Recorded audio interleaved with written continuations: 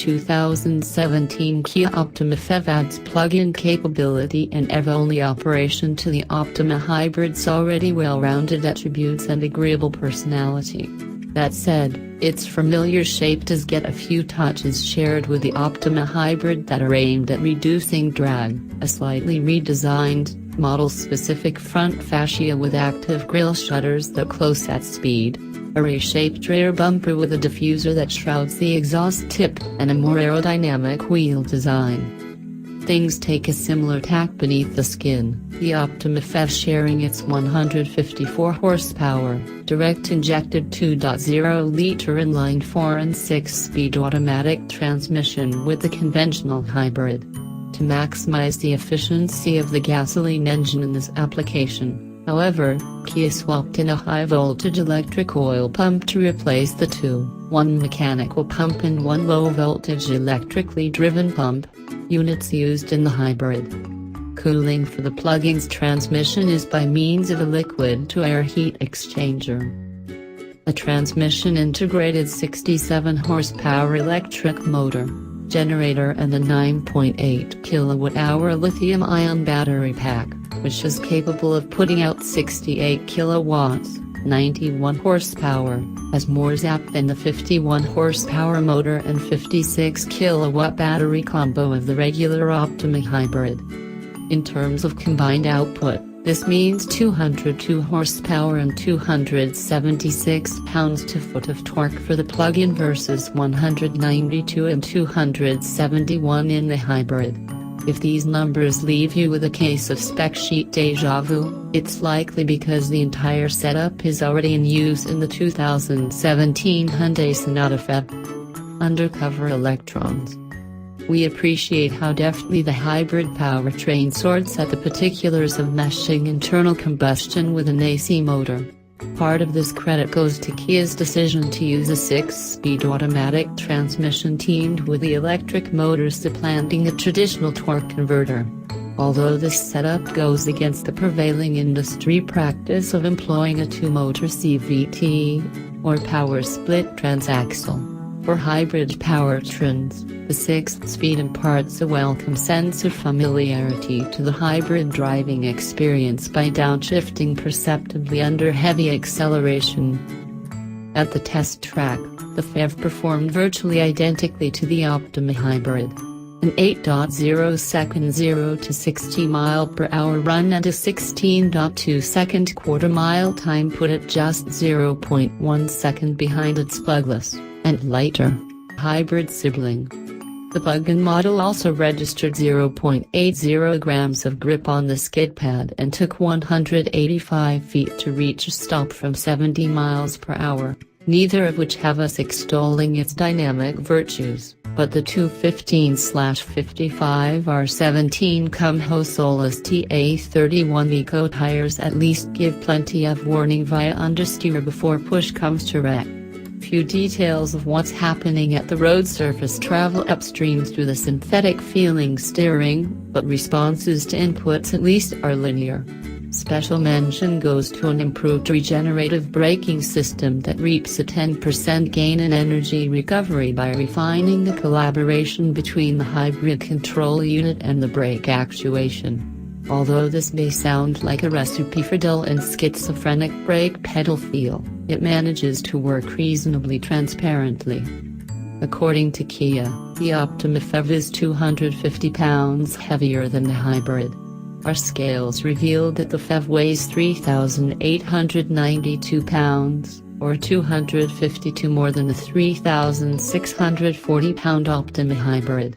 Kia's claimed weight of 3,788 pounds for the PHEV may have been a little optimistic, but the company nailed the difference between the two. The Optima PHEV's claim of a 29-mile electric-only range, recommended for urban driving and capable of speeds up to 75 miles per hour, proved not far off from our real-world testing, which yielded 27.1 miles of EV-only operation before the battery gave up.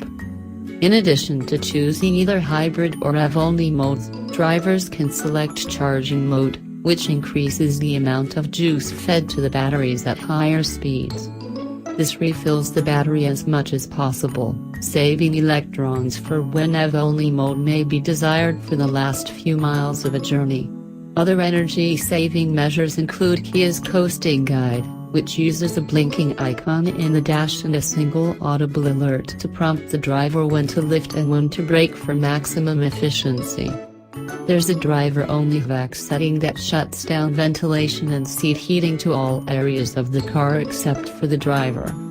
Both work as advertised, but the hot, humid weather we experienced during testing made the latter virtually unusable.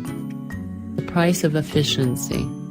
Unlike the standard hybrid, which comes in a base version as well as extrim, the PHEV is sold exclusively as an X. X resides between LX and SX in the Optima hierarchy. With a base price of $36,105, the plug-in hybrid requires a not insubstantial $9,215 premium over the $26,890 ask for the base Optima hybrid and $4,220 more than the $31,885 hybrid X. As of this writing, however, the Optima PHEV was still eligible for a $4,919 federal tax credit, which brings its price right in line with that of the Hybrid X. Additional state incentives may be available. Besides the aforementioned powertrain upgrades and exterior streamlining, the PHEV also has an instrument cluster display detailing powertrain operations and energy usage, plus an enriched set of Evo infotainment features, not to mention the plug-in capability. Connecting one end of the cable to the single port in the Optima's left front fender and the other to a standard 120-volt household outlet fully charges the battery pack in less than 9 hours, hooking up to a 240-volt, Level 2, source cuts that time to less than 3. As for the Evo telematics, along with the requisite Android Auto and Apple CarPlay, the PHEV adds LTE wireless connectivity that communicates directly with the car via the Evo smartphone app to perform remote functions including start, stop, preconditioning of the cabin temperature, and lock, unlock. Also included in the app are Kia's My Car's own features, including curfew, speed alerts, and geofencing capabilities, which ought to help helicopter parents keep tabs on their offspring. A charging station locator and the ability to check your vehicle's charge status and schedule charging sessions are provided as well. Those looking to enjoy the typical mod cons will want the $5,250 technology package, which consists of a panoramic sunroof, a gloss black B-pillar, a 10-way power driver's seat with power lumbar support, ventilated front seats, heated outboard rear seats, rear window sunshades, LED reading lamps, forward collision warning, automated emergency braking, LED headlights, automatic high beams, rear parking sensors, blind spot warning, rear cross traffic alert, lane departure warning, and adaptive cruise control. That was the sole option on our test car, and it brought the as-tested price to $41,355. The most relevant number for the plug-in are its fuel economy figures, however. EPA rated at a combined 40 miles per gallon. Our Optima hybrid returned 40 overall with the help of some electrons and 44 in our 75 mile/hour highway test. Those are respectable figures, but we'd be remiss if we didn't mention that a plugless 2018 Camry hybrid matched them. As previously stated, we did manage to get 27 miles of travel in EV-only mode, which could significantly trim gasoline usage for drivers with short commutes and or charging facilities at their place of employment. Then again, that battery range pales in comparison to the 53-mile battery-only figure we recorded in the smaller but similarly priced 2017 Chevrolet Volt, let alone the 238-mile marathon we extracted from the batteries of the much smaller Chevy Bolt EV. But for individuals who reside in certain traffic-heavy urban areas and are still wary of making the leap to a full EV such as the Bolt, that charging port in the Optima's fender may ultimately reap benefits that far outreach any financial arguments or environmental altruism, real or perceived. After all, it grants them legal access to HOV lanes so they can leave behind much of the rush hour gridlock.